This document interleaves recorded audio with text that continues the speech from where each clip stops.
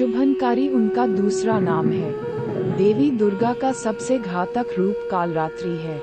वह बुराई का मारक है। माँ कालरात्रि की 3 चमकदार आँखें हैं और वह रात के समान अंधेरी है।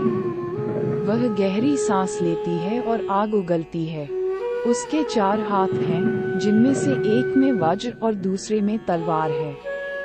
किंवदंती के अनुसार उनके अन्य 2 हाथ मुद्रा में थे। एक अभय में था, जो उनके साहस का प्रतीक था, और दूसरा वरद में था, जो उनकी करुणा का प्रतीक था। कुछ लोग दावा करते हैं कि वह एक हाथ पकड़ती है और दूसरे हाथ से रक्षा करती है।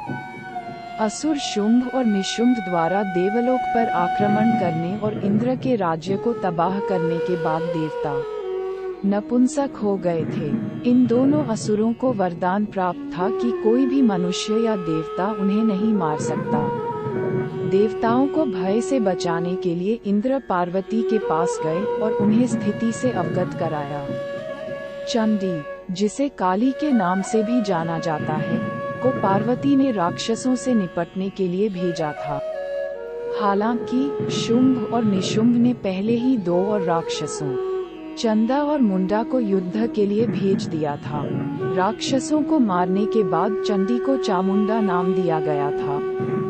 फिर उसका सामना एक अन्य राक्षस रक्तबीज से हुआ।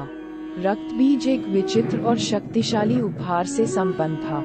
उसे कभी बाहर नहीं निकाला जा सका।